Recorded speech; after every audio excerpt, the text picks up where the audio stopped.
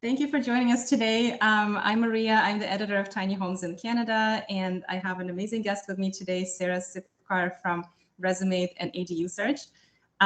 We had kind of a crazy week here at Tiny Homes in Canada. We had to unfortunately discontinue our Land Seeker membership because it's been just really, really hard to find land for tiny homes. But we hope to come back to it when it becomes easier. There's always positive developments happening all across the board.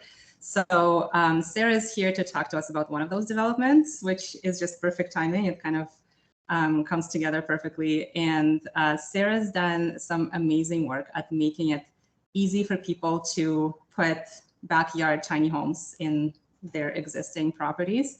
So additional dwelling units bylaws were kind of a development across Ontario over the past 2 years, but the actual doing of this, actually building a tiny home in your backyard, has been greatly helped by your product, Sarah. So collective thank you to you for for doing all of that work. So I'll let you speak about both of those products and how that opportunity is coming about and growing. In the meantime, I'm going to just monitor the questions here in the chat. So if you have a question, Sarah will address it at the end. So just put it in the chat and I will hold on to it and then ask Sarah at the end of her presentation. Okay, thanks so much, Maria.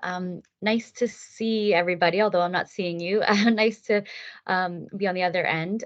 It's nice to be here from the comfort of my own home, and I'm going to apologize in advance if you hear my dog snoring in the background. He's in the chair back there, and he can get quite loud. So nice to be here. I'm just going to share my screen to get started.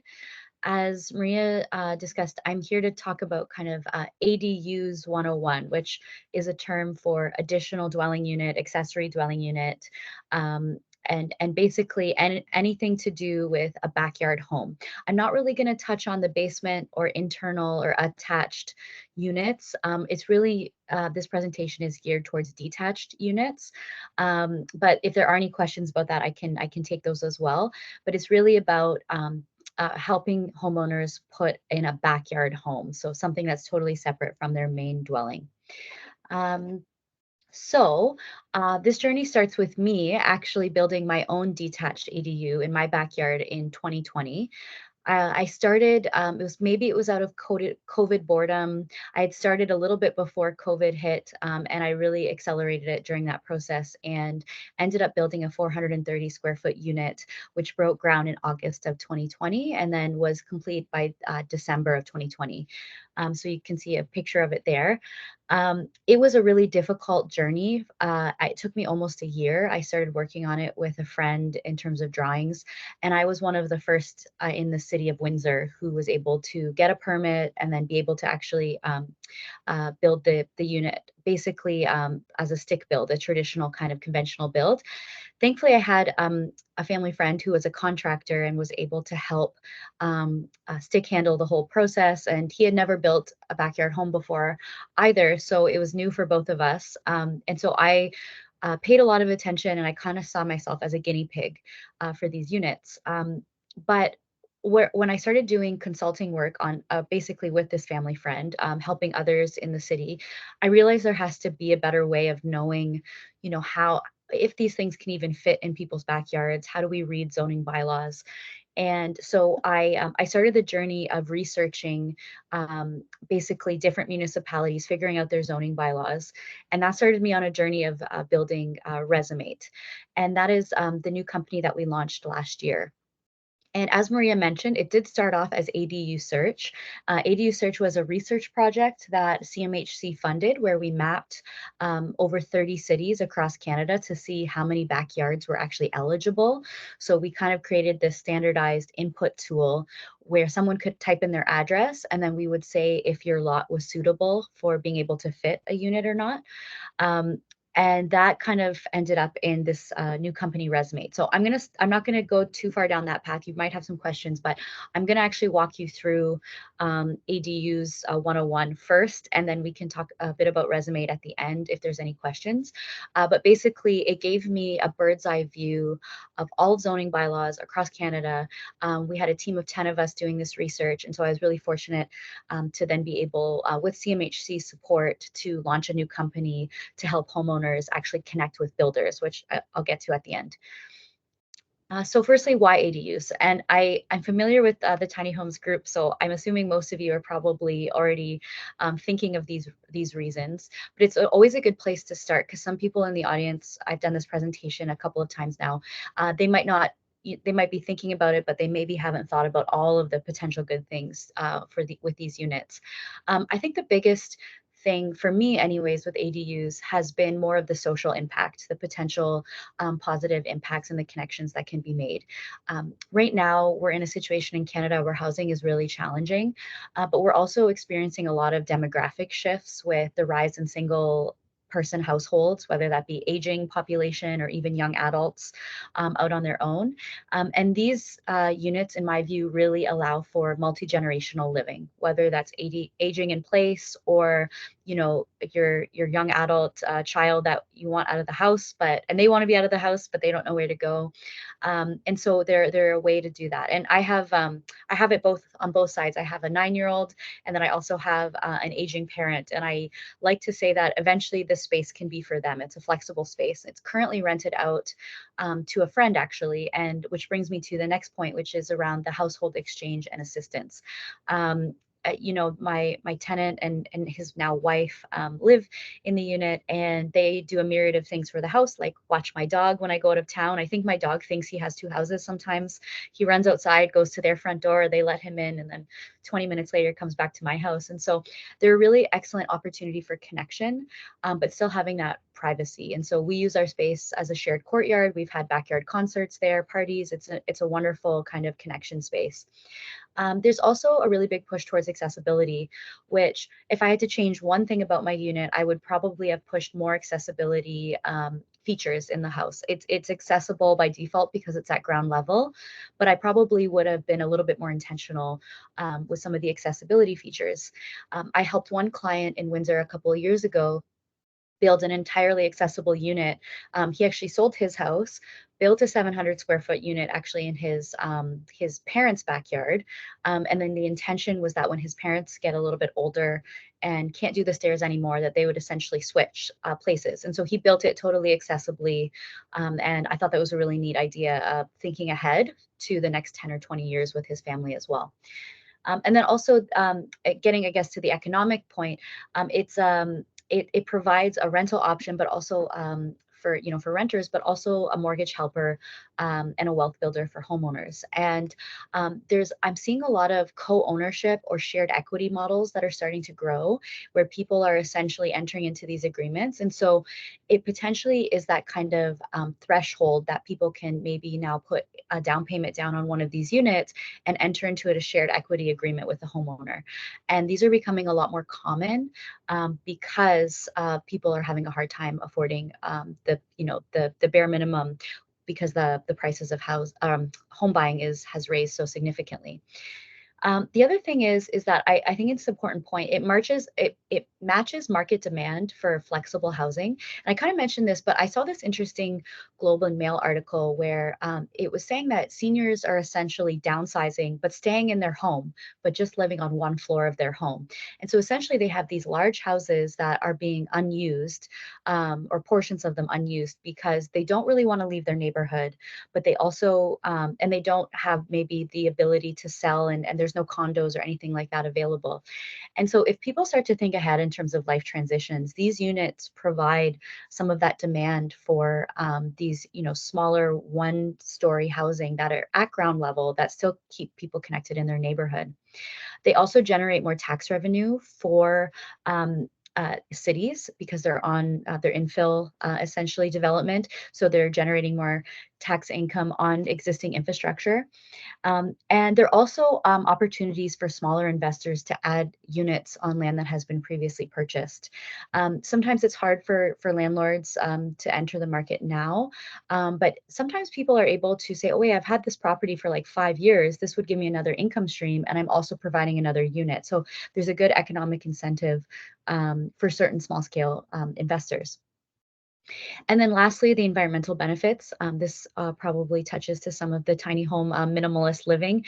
Obviously, there's an increased density in our cities, so we're not sprawling out, and we're encouraging more people to live in existing neighborhoods. New housing has a smaller physical footprint, and they just require less energy overall. And also the new building code is much more energy efficient. And so I know that I pay significantly less utilities on my new unit. And a lot of builders have options now for solar panels or energy saving options because they're all new. So it's a great way to kind of save energy there as well with new housing units.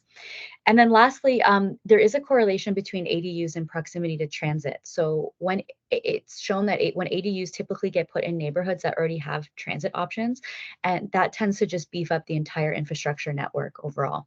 So that's a quick summary, but those are some of the findings over the last few years that my team has kind of researched in terms of why ADUs. So now I'll take you through the typical homeowner journey. This is really based on not only my experience, but a lot of research and speaking with homeowners, also clients that I've spoken with. And I'm kind of gearing the second, I guess, this part of the presentation to giving tips around how to maximize or get the most out of this journey. Because there's a lot of pitfalls, a lot of difficulty, and there's a lot of moving parts. And so I'll just kind of give a high level overview and then some of my tips and advice on this. Firstly, you're going to start with a design. And usually what happens is the homeowner has to figure out if their lot is suitable or not. So they navigate the municipal zoning bylaws, building code. They usually seek out a designer, an architect, and they pay for upfront costs in terms of designing the actual space. The one thing I will talk about a little bit more, but I'll kind of cue now, is saying that there's a movement towards pre-designed units, and there's technology, Resonate in particular, of trying to collapse that design time and make it so that it's not as difficult in terms of getting a custom build or spending a ton of time. So, but usually that's usually the starting point is figuring out what size, what style, what kind of design you're looking for, and then if it fits on your lot. Secondly, then the homeowner has to figure out independent financing. And sorry, before I go on, I'm going to talk about each of these 4 in depth in the next slide. So I'm just kind of doing an overview. But this involves a homeowner going to their existing lender or to seek out financing. Maybe it's to take out a home equity line of credit. Lending institutions are starting to recognize the rental income as part of your purchasing power. So you might be able to, when you're purchasing a house, to say, okay, I estimate it'll get this rental income, and they might recognize up to 80% of that. So that means that, building an ADU is a possibility down the future in terms of refinancing your mortgage. And then after, you've secured financing or you have a good idea on a pre-approval, usually that goes then to permit approval. And so some of the issues with that is that even if you submit for permit and everything is good and you have your ducks in a row, municipalities usually still do have a backlog of building permit applications, staff shortages, and even the newness of ADUs themselves. Sometimes there's a bit of back and forth because building staff haven't heard of them yet. They're still very low uptake, particularly in Ontario. Out west, there's a bit of a different tone. They're a little bit more receptive to it, and it can be a quicker process. But I find in Ontario, it can still be an uphill battle with some municipalities. Depends on the municipality. Some are really great and move things forward quickly.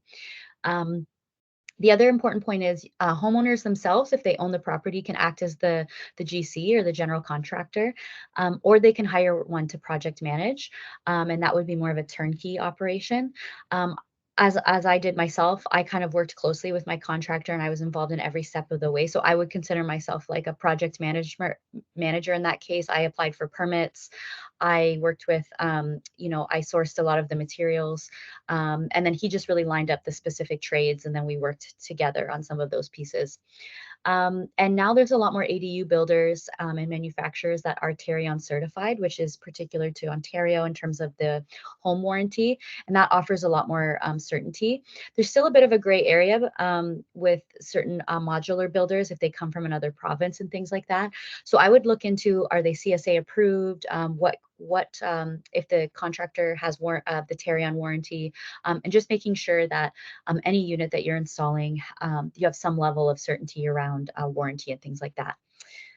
And then lastly, the two different types of construction that I'll be talking about today. One is the conventional build, like how I built mine, which is just the way you think about traditional home building. Everything happens on site, one part after the other. So foundation, framing, roofing, etc.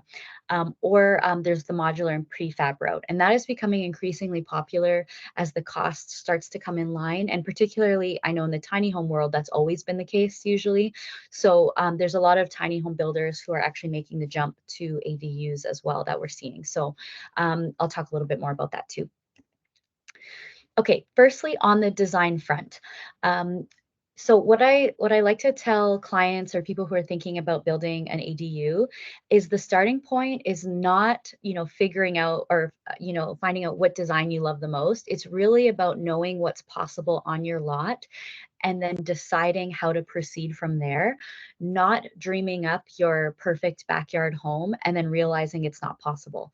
Because zoning bylaws are so particular to a municipality, it can often save you a lot of time and cost if you start with those zoning bylaws, as opposed to, I want this 2-story 800 square foot unit with a loft bedroom and a spiral staircase. Because I can tell you right off the bat, both of those things are not possible, meaning the loft staircase or loft bedroom and staircase per the Ontario Building Code. So there are things that you can get away with in tiny homes because they have different regulations that you can't necessarily do with ADUs. And so it's really important to think about, what are some of my must-haves? What is approximate sizing that I'm looking for? Do I need 1 bedroom or 2 bedroom? But then looking to the city's zoning bylaws first. And that's where Resumate can come in and help a little bit more as well. So do your homework. If you're confused by any of it, if zoning bylaws are not your forte, starting with a reputable designer or even a contractor and drawing it out on paper and seeing what's possible in terms of your setbacks, your lot coverage, minimum and maximum size, the height of the unit, all those types of things. The second thing I would say is really optimize the space where you want the unit. So for example, considering natural lighting, using efficient storage solutions. All of these are very similar to the tiny home world, so I'm probably preaching to the choir. And you know this, there's only so many ways to arrange a small space, but there are some better and some worse options depending on your property, what you're looking for. Custom builds can help pack a lot into small space depending, but can also be a little bit more expensive. Modular tend to be a little bit more compact and are usually well designed, and they're a little cheaper, but they might not be exactly what you want. In my case, I decided to put in cathedral ceilings, and there was a moment during the build process where the framers were framing and starting to put up the plywood on the one side of the wall, and I walked in the unit just to see what was going on on the day, and I looked up and they were slowly covering up like all of the nice western sunlight that was coming through the one wall, and I was staring at it, and I immediately called my contractor and said, we need a window on the westerns, we need a window up top in where the the roof is, or close to the peak, I should say. And he was like, Sarah, the framers are only here today and tomorrow. Like this is a big hassle. And I'm like, I know, but like it's getting really dark in here. And I just feel like that nice little like ray of light in the afternoon will really help the space. And so I think he kind of dropped everything, ran to Home Depot. He ended up finding this really cool hexagonal shaped window, which if I go back to my first slide just really quickly, you can kind of see right in that top upper corner there. And he found this little keyhole window. and it fit perfectly. It was like the last one at Home Depot too. It wasn't even like it like we had tried, like it was the only one. And it was just such a game time decision that I knew that we needed light on that side. And so I would encourage people not to do that and, you know, screw up your contractor's whole day, but instead consider those things in advance. And that way you can also plan for it in terms of budget as well. Like where would the natural lighting be the best? I also mentioned the indoor outdoor connection in terms of having a shared courtyard. So as you notice, there's like I had a front porch and then we have like another sitting space behind and between the two houses. I'm in Windsor, so you know we're the Florida of Canada. Things are a little bit warmer here. We get a longer season than the rest of Canada, but it's still important to think about that outdoor space for like the warmer months because you'll end up spending a lot more time outside. And I just think it's really nice to basically elongate your space a little bit. And lastly, I did want to highlight to consider the size that it does end up being a little bit more expensive per square foot. You probably know this from the tiny home world as well. It can be $300 to $600 per square foot, depending on your custom finishes, things like that. And I've seen now modular units ranging from around 120,000 and then all the way up to like 500,000, depending on how big and how the luxury finishes that you want. So I would say you can really, there's a real range now, and I think that's actually the important thing is that different lifestyles, different household compositions can now choose what would work best for them. If I had more space on my lot, I wasn't able to because of lot coverage, and I couldn't add a second story because of height restrictions. I probably would have added a second bedroom, just simply because I find that that opens up a lot more opportunities, both for individuals living there, but also for whatever I want in the future. But maybe you only have the space or the budget for a one bedroom. You can pack a lot in there, and there's a lot of good budget friendly options, I think, that are coming onto the market, particularly on the modular side of things. And then, like I mentioned previously, the accessibility considerations are also a really big thing if you're ever thinking about this for yourself or an aging family member.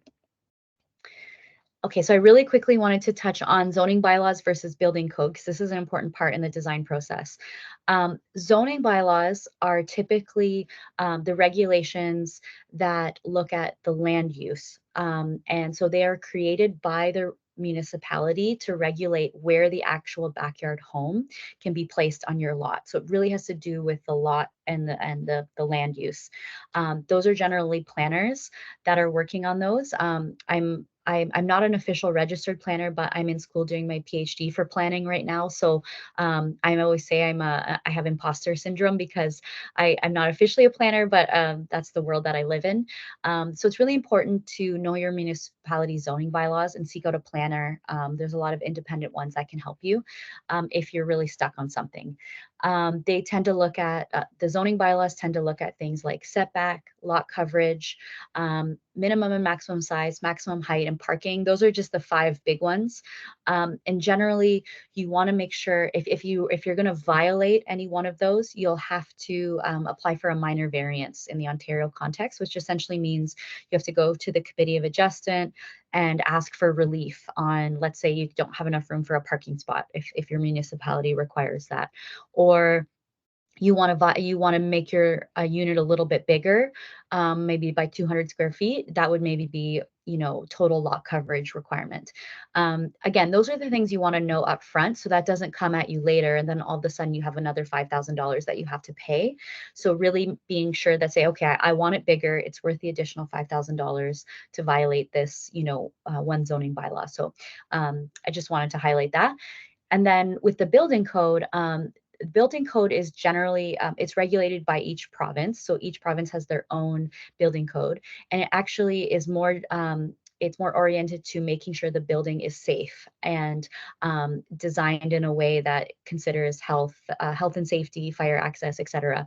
So those usually are things like heating, ventilation, fire safety, required floor area, ceiling height, size and position of windows is a big one with ADUs because there could be, if you go right to the property line, then you're not going to be able to have a window opening if your neighbor has a building right next to it.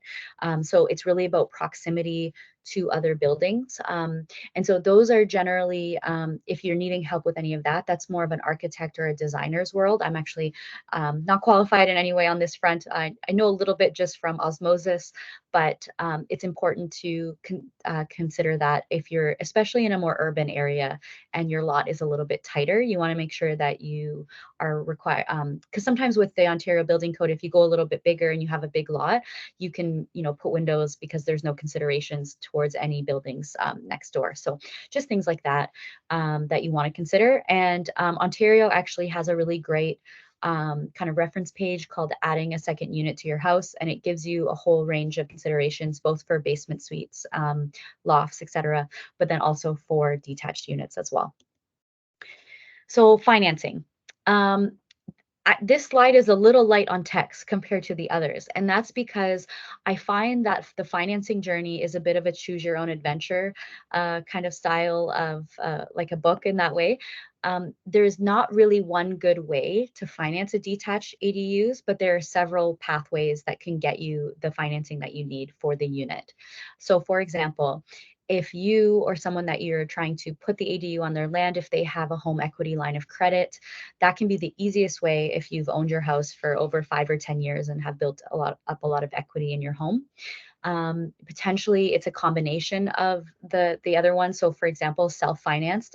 I was actually, what I did, I saved up quite a bit of money, maybe about 40% of what the cost of the ADU was. I asked my credit union for a construction loan. So they gave me several draws and worked with my builder to coordinate that. And then I refinanced my whole property at the end into a new mortgage. Again, this was in 2020, so I had the benefit of better interest rates than right now. And I am seeing some ADU, particularly on the modular side of things, starting to offer bridge financing. So there's a way for you to basically get the unit in, have your bank then be able to appraise it post-construction, and then they will recognize the value and refinance your whole property. Some lenders are very hesitant to do that, so they won't, lend on it until they see the unit and it's, generating rental income. So that bridge financing can help. We're also seeing people do shared equity or co-ownership arrangements, which is when more people become on title, more people, they're bringing different money to the table and then they can afford it.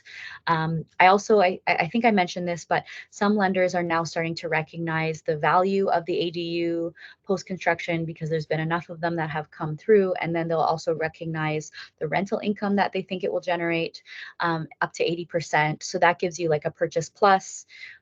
So it's really going to come down to your particular lender. I recommend, again, this being one of the first things you look at if you're saying, oh, I'm signed on for my mortgage another 5 years and it's going to require you breaking that, mortgage contract. It might require a little bit more creativity and forethought. I do know some credit unions have also said they would do second mortgages on properties, especially if it was a modular unit, because then they can take the unit as collateral. If it's able to be moved. So again, every situation is very unique. There are a lot of pathways, but there's no off-the-shelf kind of ADU product yet. We're hoping that eventually that will happen. So, yeah, I'm happy to answer as many questions as I can, but I'd probably refer you to a mortgage broker or financial professional on that as well. So the permitting process. So I just wanted to quickly highlight this one because I think sometimes people get a little tripped up or stressed out with the municipal permitting process. If your municipality offers some kind of pre-consultation or review process, I usually advise people to take it if it's their first time doing an ADU. That means that they go over all of the required documents that you will need to submit for permit, and it gives you all the information and ability to ask questions up front. Some municipalities don't do this, however, but they usually have a good web page that will say, here's what's needed. And again, it honestly varies municipality to municipality, which is a little wild, but some municipalities don't require a land survey, some do. Some are within conservation authorities and you require additional permitting, and sometimes that's very seamless in certain municipalities. In others, you have to go to the conservation authority, and it's a whole other separate process that can be difficult. So knowing upfront what documents you need, and if you're working with a contractor or a builder, they will be able to kind of handhold through most of this and let you know, but there could be some additional fees for some of the documents that you might need. So then after all that's in order, your drawings are done, you know what you want, you submit those drawings as part of a permit application. Some municipalities are now using e-permitting, like cloud permit, so it's all done online. Most municipalities have some form of this because of COVID. They've had to go online, so that's now an option. And then usually there's reviews and edits. It's not uncommon for the plans examiners to come back and say, you might need to change this, or can you provide us with some kind of additional information on this hydro wire? We need to check that it's in, like we don't see the hydro wire on your drawing, where is the closest one, and making sure you have clearance from if the hydro wires are above ground. So those types of things that you may have missed, or they just need a little bit more clarification on. At the same time, you want to be, I should have put maybe 3 and 4 together in a way, because you want to be lining up your financing with your builder. Usually most builders, whether it is modular or conventional build, won't start building until you have permit approval. Particularly on the conventional side. You want to start getting all those ducks in a row, so that as soon as you get the permit, you can then go give it to your lender, and then that starts the process. Because you want to probably be limiting the amount of, interest that you're paying before you can actually get the unit up and running. And then, number 5 is connecting and scheduling various trades. This is if you're doing a lot of the work yourself, but this will be something that your builder is doing, or your project manager, depending on how you're structuring it. And then once you get permit approval, you should be good to go. So here are 2 different types of building, and I'm just going to highlight the differences, and then if there are any questions, I'm happy to take more on them. I'm really right now on more of the modular and prefabricated kind of train, so to speak. So I do think that there is a need, though, for custom and stick building because of they just kind of fulfill different needs. So just to kind of go over the differences between the two, on the custom or stick building side of things, this is again your traditional on-site construction. Usually these builds can conform a little bit more easy to site features. So you're able to do like I did and put in a nice window on the one side of the house that gets the nice sunlight. That's not to say modular can't, but usually you can design those things through the process. But they're more dependent and impacted by external factors. So weather, labor issues like lining up the trades. Sometimes contractors are excellent and they have everybody working kind of over top of each other and they're ready to go. Sometimes it takes a week in between each. So it's a good question to ask your contractor if you're thinking about going the custom turnkey route, if they have their own team to do things or if they're subbing things out. Good questions to ask during the process. And the unit is built like a typical house. And so everything happens sequentially. With the modular or prefab unit, this is all offsite construction. And usually the benefit of modular is that it can happen simultaneously with other parts of the construction process. So I mentioned pouring the foundation, for example. That can happen at the same time that the unit is being built offsite. The whole foundation can be prepped and ready to go with all the services, so then the unit can just be brought in. And so that can cut your time in half. It can really expedite things much faster. And even because the same work needs to happen, it's just happening kind of in 2 parallel timelines.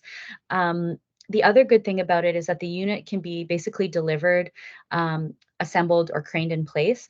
That saves you a lot of that hassle of having your backyard torn up and being a construction site for 6 months. It really can happen quickly. There are different types of modular building. So as I mentioned, there's it can be assembled. That would be a type of modular building that's panelized, and that would mean that all your walls are built, all your flooring's built, and then it's kind of flat packed, shipped on a truck, and then brought in to the site. That can be good for smaller lots where there's access issues or big trees. And so you got to look into what type of modular your builder is using. But the one thing that I would say modular and prefab does is that it can really collapse the timeline and expedite the process, and really it's just less disruptive overall. So it's good things to consider when you're going down either path. Okay, and then on the construction part, I write, pour a drink, and enjoy it, because that's actually literally what I did on the day that my foundation was being poured. I went out and sat on the back deck and just watched it all kind of happen. And I have a 2-hour long video on my phone of me recording it. But I think that there is an element of just trying to enjoy the process, because there's always going to be hiccups. There's always going to be little problems, things that come up, and having a good attitude and just seeing the bigger vision is part of the whole process. I don't know one project that has gone perfectly smoothly without anything kind of come up. And so I just always encourage people to kind of enjoy it and relax it. And it can be a lot of work to be overseeing it. And so if you don't have the capacity, or it does feel stressful, really consider that in your budget of maybe hiring it out and having more of a turnkey kind of operation instead of doing it yourself. And this is where Resumate can come in and help. We are in, I think, 15 cities across Ontario, and you can search your address, and then we actually have models on the site that you can drag and drop and see if they fit within the buildable area. So this site is meant to just give people a feasibility check to see, okay, like, what's my rough buildable area here? What kind of unit could I fit? What size, what shape? A lot of our models on the site are a little on the smaller side, but we are adding more. Actually, we have like a number that are lined up to be added this month. I say this month, meaning April. And it gives you a sense of what's possible. And again, you might see one that you like, and then you say, okay, I want to go the custom route anyway. That's totally fine. But it just gives you an idea of at least what's possible in your municipality, and can connect you to a modular builder if that's interesting for you. And then final thoughts. I think similar to the tiny home journey, building an ADU is very much a longer term a vision for whether it's yourself, your family, your property. Sometimes it's not the right time to build an ADU. It might be that you're running into a lot of hurdles, the financing's not quite there, the exact unit that you want isn't, that you're running into a lot of obstacles. And I've seen a few people like sit on it for a couple of years and just think about it and then restart the process at a later point.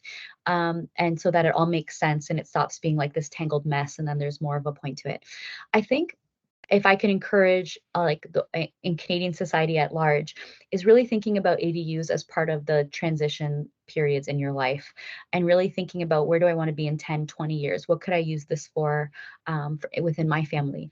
And I think if more Canadians were thinking about these types of units, we'd have a lot more options that could alleviate some of our housing supply issue. And so I just think that I'll leave you kind of on that thought, that it doesn't have to be a right now. It doesn't even have to be next year. It can be in a 5 or 10-year time frame. So saving up now for 5 years, so you have a good down payment, you have more equity in your home, and then you're ready to take on the project when you're less busy. That's a great plan as well. So it's really about thinking about your life as a whole, and where you want to be in the next 5, 10, 20 years. So I'll leave it there. This is my contact information, and if anyone wants to reach out, but I know there's probably some questions, so I'll let Maria jump in there. So one of the things you talked about that was really interesting was the shared equity. So I wanted to kind of have you maybe expand a little bit on that, like for someone who's maybe looking to buy a home right now and they can't afford it, or like what kind of options should they consider? Yeah, that's a great question. So we're seeing this even with single family homes, where essentially, like, even if there's not an ADU in place, people are just even co-buying homes. And I've seen it happen through basically with, like, it usually happens with a lawyer, it's somebody who would draft an agreement. And basically this person owned, like, whether it's like you're splitting things 50-50, you're splitting things 30-30, 40, you can draft agreements to essentially be really clear on how the governance of the home actually happens. With detached ADUs, or even ADUs in general, it's actually a little bit easier, because you can clearly say, this is your living space, this is my living space, and there's no overlap. So there's not even like a shared living. So the way that you could structure it is, my 430 square foot unit is valued at X, the rest of the property is valued at Y. So that represents these two percentages. And then that would be the percentage of ownership that the individuals have in the house, depending. And that's just into an agreement that if the unit gets sold, you can, or if somebody wants out or if they want to move, you can have first right of refusal. So for example, let's say the person in the ADU wants to move out. And they want to, sell their equity or shares, they could essentially do that by giving the homeowner or the other owner first right of refusal. I've seen ADUs be condoized, which I've only seen once in Toronto, and I was kind of shocked about because I didn't think that you could do it. But apparently it's possible. So I have reached out to that lawyer, and I'm looking forward to having a meeting with him, hopefully, because that's the first I've seen it. But yeah, there's been that movement.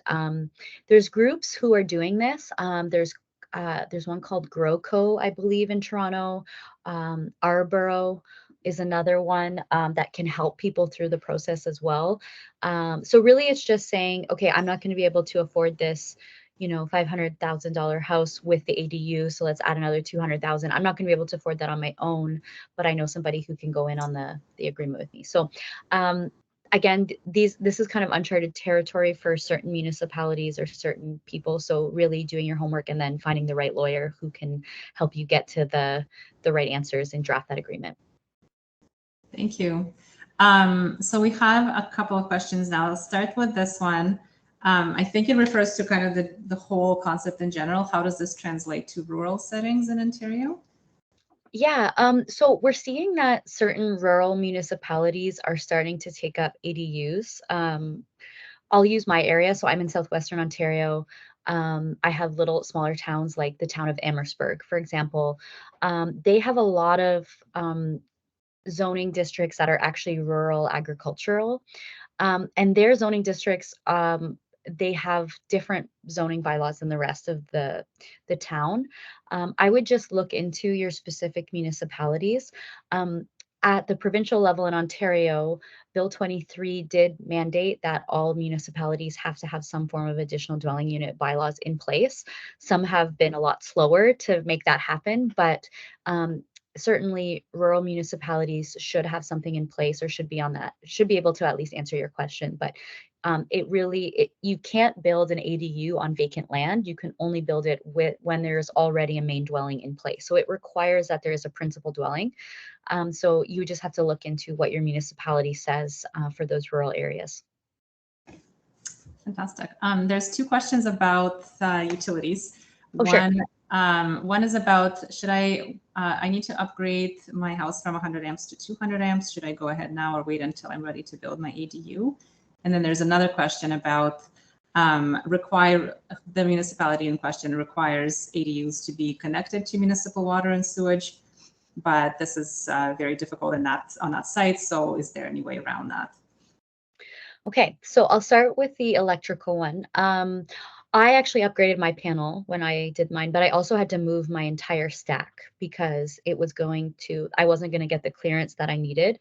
I have a pretty small lot. So I would say if you're sure that your stack is in the right place, I'm not sure if it's underground or whatever it is, and you just need to upgrade the panel, then it should be fine. But the ADU has its own separate panel as well. So I actually upgraded mine just to upgrade it because it was recommended as well. So I would say if you're thinking about it and you want to wait and there's no reason to do it all, you could just do it all at once. It saves you the hassle.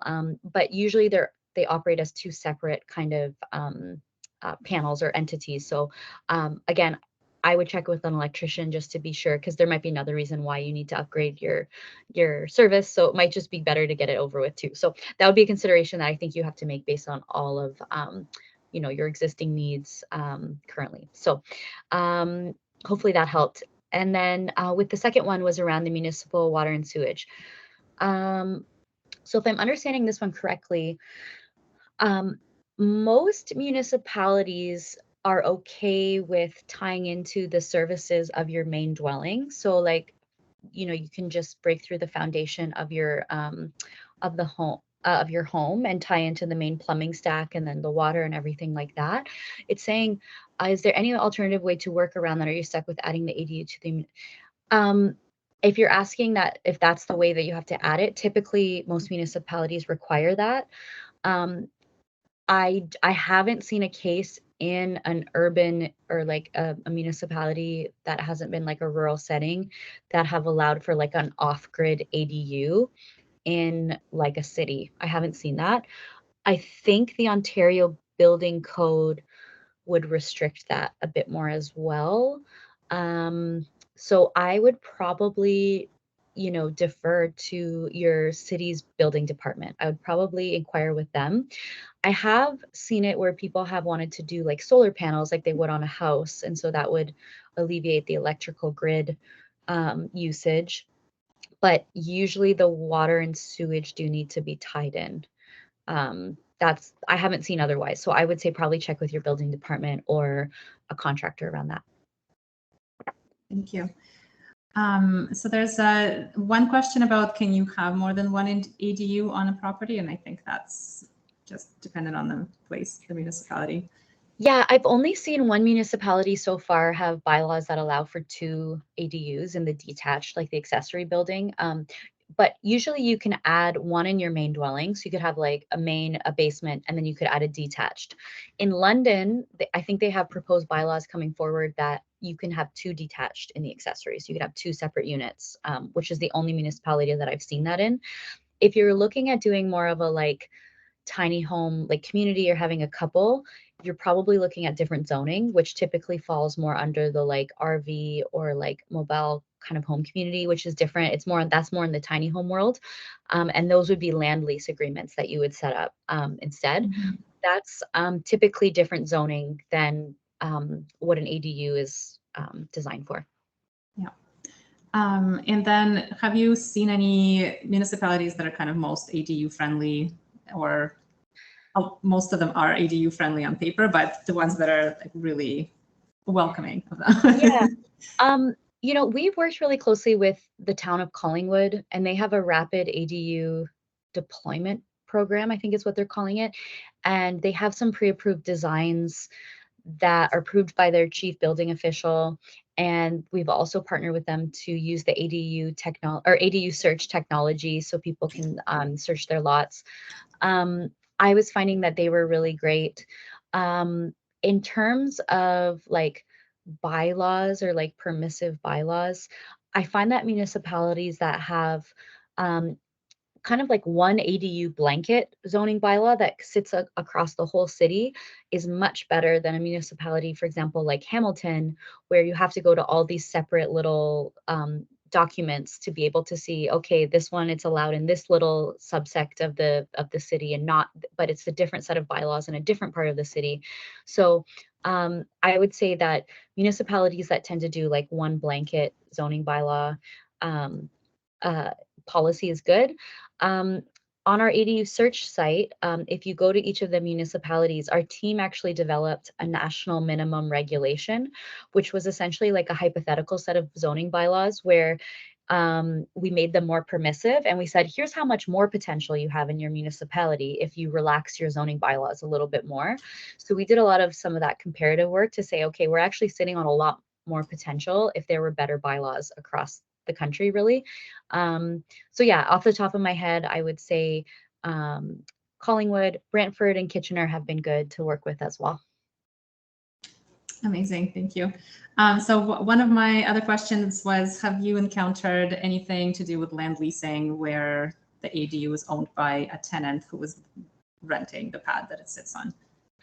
Yeah, so we're exploring that right now, actually, because we have some modular builders that have the ability to crane units on place and then take them back, essentially. So the unit is like fixed in place, but it also can be moved or transported. And so, and I know that's the case for a lot of tiny home units. And so we've started speaking with lenders around like, how could this work in terms of like, is it a dealer RV financing kind of deal? And they've said, well, what about land leases? And then we've realized, okay, well, I, as a homeowner, can't lease to myself. So it would actually have to be somebody else owning this and leasing the land. And so we've started down this path with ADUs of investigating it. And we have actually my team has a call in with a lawyer as well to see what's possible.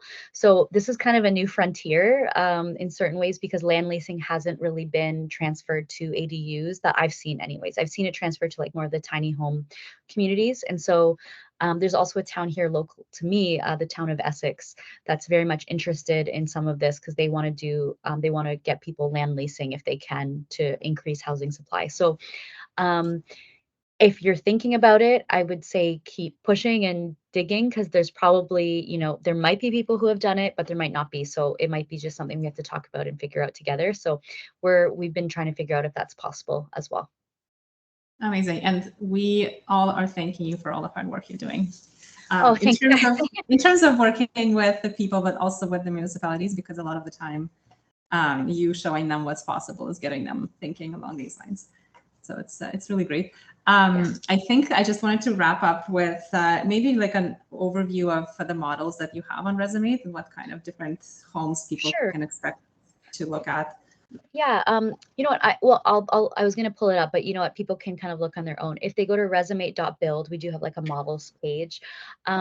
We do have a number of different builders across the country. We some from Calgary, some from Quebec, and we're adding more units kind of as we speak almost. My web team is adding more units. And so really what we've tried to narrow in on is smaller units that would fit a lot of lots and that have good high quality like interior design. So we've kind of made contact with builders and what Resume really proposes to be is kind of the service partner. So let's say you're a homeowner in Ontario, you like one of our models that's in Calgary. We basically make that connection with the manufacturer, arrange the delivery and installation, and we do all the permitting and kind of advanced work. What we were hearing from builders in the manufacturing space who are wanting to go down this route is that it's been so much work for them to figure out the specific zoning bylaws of the city across the country that it makes it almost impossible for them to expand their market beyond their immediate vicinity. So we're trying to act as that service partner. So we have a number of units, some as small as like, I think 240 square feet, or if that model's not on yet, we do have some models that small, up to around like 585 square feet. We decided to go more on the smaller side because we think that is what is more affordable for people. And also just they fit on more lots. It's much harder to fit like a 700 square foot unit on lots. And so we've decided to, that usually ends up being a custom build generally. And they're all 1-story too, actually. And we've wrestled with putting 2-story models on our site, but unfortunately, our tool doesn't take into account any sort of height considerations of the main dwelling. And some municipalities have restrictions there.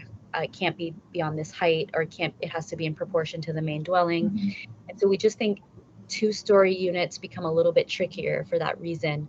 And because there's also like in Toronto, there's angular plane restrictions and there's just all these things. And so we hope to eventually get to the point where the tool can account for all that. We're hoping to build that out in the next year or so.